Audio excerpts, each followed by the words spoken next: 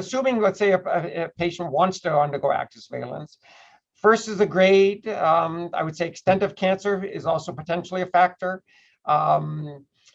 Age is critical. I mean, if somebody, they're older, and it's, a continuous scale, if somebody's older or has a lot of comorbidity where their lifespan is going to be less than 10 years, for example, I would say much more likely to go under active surveillance, because the chance of their cancer hurting them in that 10-year frame would be a lot less likely than somebody who's 50 who has 30, 40 years ahead of them.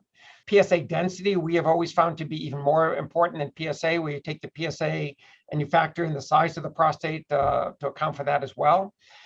Because if somebody has a high PSA density, reflecting typically a high PSA, even if their biopsy findings look favorable, that's often a big red flag that there is worse cancer there in that patient that just hasn't been sampled.